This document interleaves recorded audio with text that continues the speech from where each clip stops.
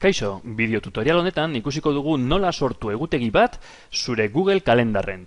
Ikusi baino lehenago, zertarako nahi dugu egutegi berri bat. Adibidez, tutoria zara eta azterketa datak, txangoak eta egun berezien jakinarazpenak partekatu nahi dituzu ikasleekin eta baita haien familiekin.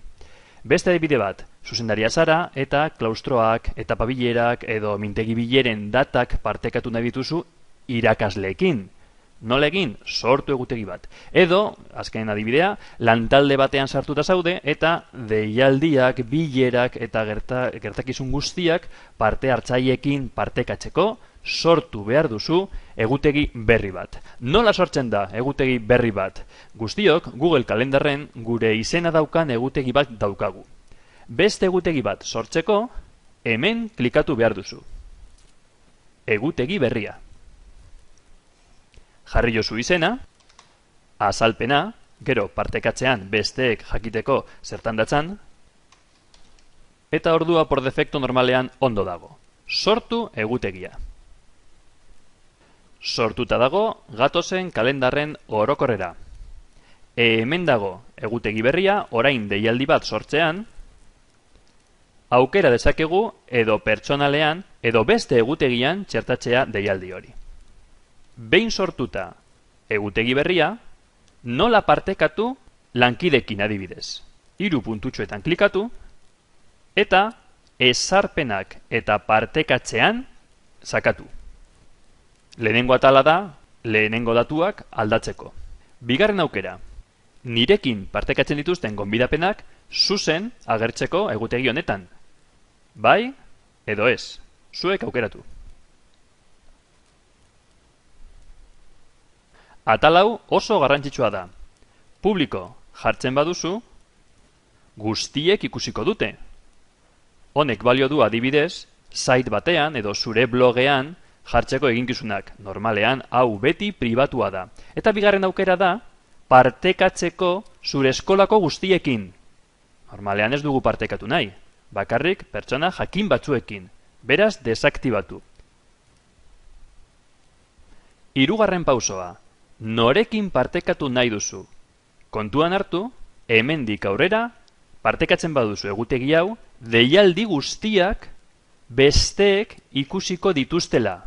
Lehenengo adibidekin jarraitzeko tutorea banaiz adibidez, hemen gehitu behar ditut, ikasleen eta gurasoen helbideak.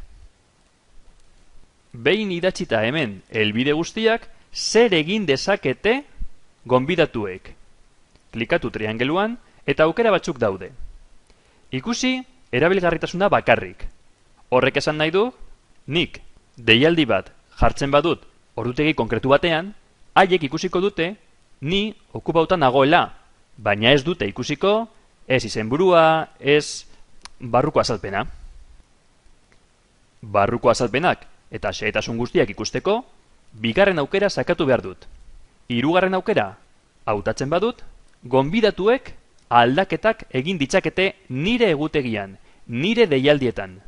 Eta laugarrena da, haiek aldaketak egiteko eta beste pertsonei ere gonbidatzeko.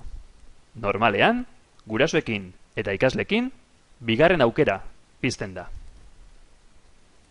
Haiek jakiteko egutegi hori partekatu nahi duzula, bidali behar diezu jakinarazpena.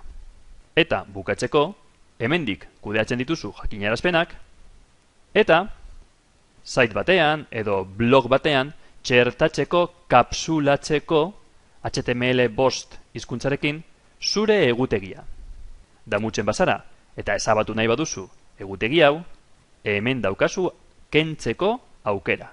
Ezabatu klikatu eta ezabatzen duzu. Gatozen egutegi orokorrara.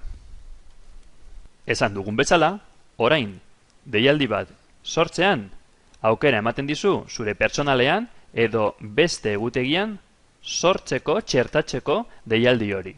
Froga bat egingo dugu eta gordeko dugu. Begira, gonbidatuei gonbidatu gabe. Gordetzen dugu deialdi hau, baina egutegi osoa partekatuta dagoenez, gonbidatuek jasoko dute deialdi hau. Ikusiko dugu. Korreora ailegatu zaie abisua, ikusi Google Kalendar. Hemen dago, ez da nire egutegia, baizik eta beste batek egin duena, otros kalendarios, eta nirekin partekatu duena, hemen agertzen da lantaldearen egutegia. Eta deialdia hemen goizeko 10etan agertzen da. Nahi badut, kolorea alda dezaket. Klikatu 3 puntutxoetan eta hautatu beste kolore bat. Lantaldearen egutegiaren kolorea hemendik aurrera laranja izango da. Erabiltzaile honek aldatu du bere kolorea. Eta bukatzeko, egutegi asko baldin badituzu eta hau beteta baldin badago, egutegi bakar bat ikusteko, klikatu 3 puntutxoetan, mostrar solo este, eta besteak desgaitzen dira. Eskerrik asko, agur!